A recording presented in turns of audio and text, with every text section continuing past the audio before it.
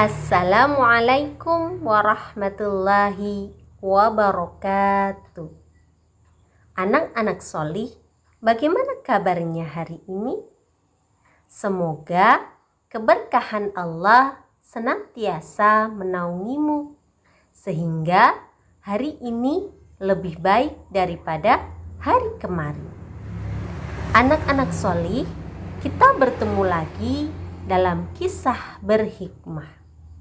Kali ini Bu Guru akan berkisah tentang kebiasaan kita dalam bercanda. Kisah siapakah yang akan kita simak hari ini?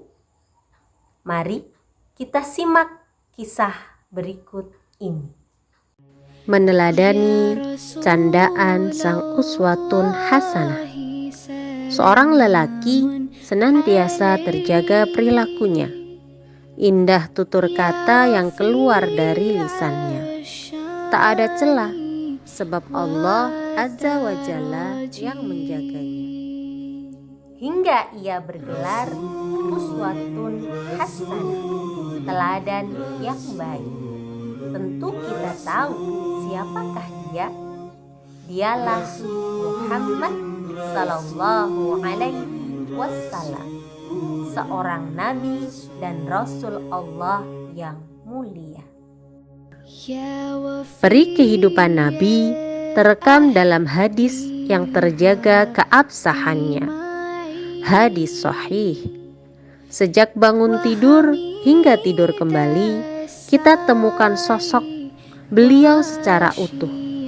Bagaimana tidak bangga jika kita sebagai umatnya mendapati teladan utuh bagaimana seharusnya seorang muslim dalam menjalani kehidupannya.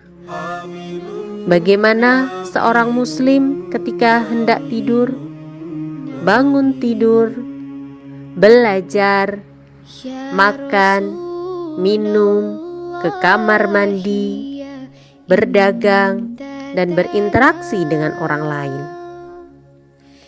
Tak luput dari keteladanan Nabi adalah dalam hal bergurau. Nabi Sallallahu Alaihi Wasallam merupakan manusia dengan fitrahnya. Nabi kadangkala juga bercanda.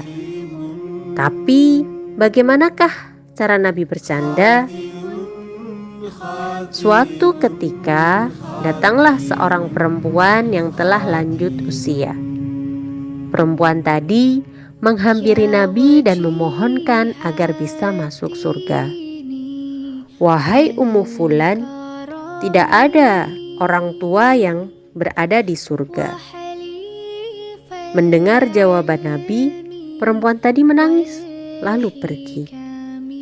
Nabi kemudian mengutus seorang sahabat untuk memberi kabar gembira kepada perempuan tadi bahwa semua hamba yang masuk surga akan menjadi muda, seperti firman Allah dalam surat Al-Waqiah ayat 35 dan 36, bahwa sesungguhnya kami menciptakan mereka, yaitu bidadari-bidadari, dengan langsung, dan kami menjadikan mereka seperti seorang gadis.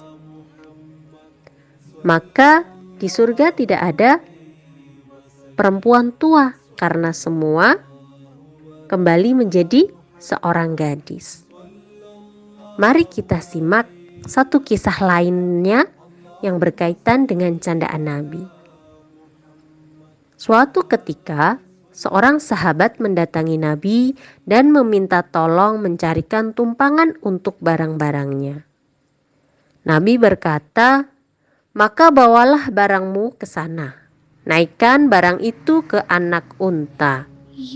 Sahabat tadi merasa aneh lalu berkata, "Wahai Rasulullah, bagaimana seekor anak unta bisa membawa barang-barang yang berat ini? Tidak adakah unta yang sudah dewasa yang bisa membawa barang-barang ini?" Nabi tersenyum lalu berkata, "Aku tidak mengatakan anak unta itu masih kecil. Bukankah setiap unta dilahirkan oleh ibu yang juga seekor unta? Mendengar jawaban Nabi, sahabat tersebut tersenyum dan paham bahwa Nabi sedang bercanda. Anak-anak solih, dari dua kisah yang telah kita simak bersama, adakah unsur kebohongan dalam candaan Nabi? Adakah kata-kata Nabi yang melampaui batas ketika bercanda? Tentu kita bisa menilainya. Tidak ada kebohongan dalam candaan Nabi. Pun tidak ada kalimat Nabi yang menyakiti hati kepada orang yang diajak bercanda. Anak-anak soleh, mari kita teladani candaan Nabi. Kita boleh bercanda asal tidak melampaui batas, tidak berdusta, tidak menyakiti hati orang yang kita ajak bercanda. Nabi Sallallahu Alaihi Wasallam bersabda, celakalah orang yang berbicara kemudian dia berdusta agar suatu kaum tertawa karenanya. Hadis riwayat Abu Dawud 4990. Hadis ini hasan.